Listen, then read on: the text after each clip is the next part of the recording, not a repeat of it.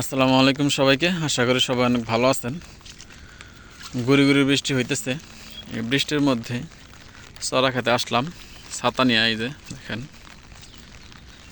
বৃষ্টির মধ্যে গ্রামের ভিউটা দেখেন, অসাধারণ ভিউ। এপাশে ধইঞ্চা ক্ষেত আর এই পাশে পাট ক্ষেত ছিল। এখানে এই পাটগুলা কাইটা এখানে আবার হাল চাষ দিয়ে অন্য সবজি আবাদ করা হয়েছে। তো বৃষ্টি হইতেছে, গতকালকে থেকে বৃষ্টি হইতেছে, আজকেও সারাদিন গুড়ি গুড়ি বৃষ্টি হয়েছে।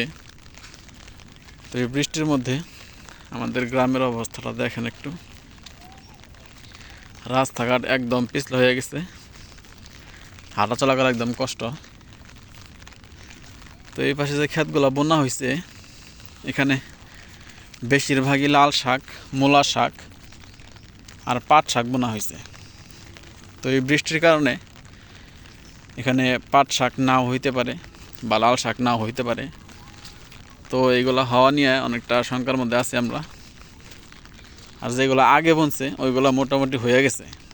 আর এই ক্ষেতে এই লাল শাকগুলো অনেক আগে বোনা হয়েছে, তো এগুলো হয়ে গেছে, এগুলো নষ্ট হবে না। এই দেখেন, এই ক্ষেত্রে লাল শাক, এই পাশ থেকে লাল শাক তুইলা নিয়ে বিক্রি করা হয়েছে। আর এই পাশে এখনো আছে লাল শাক। এই দেখেন লাল শাক আপনারা, এখানে লাল শাক আর মূলা এইখানে একসাথে বোনা হয়েছে। এই পাশ থেকে লাল শাক তুইলা নিয়ে বাজারে বিক্রি করা হয়েছে। আর এই পাশে লাল শাক এখনো আছে, এগুলা বিক্রি করা হইতেছে।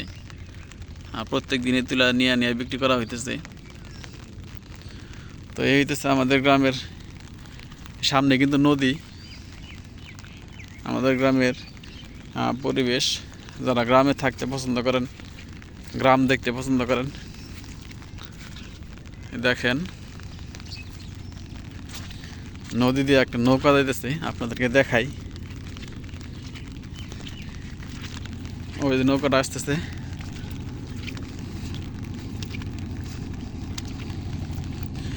নদীর পানি একটু বাড়ছে গত কয়েকদিনের তুলনায়।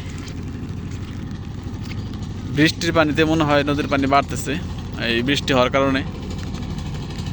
দেখেন কীরকম স্পিডে যাইতেছে, একদম ছোট নৌকা।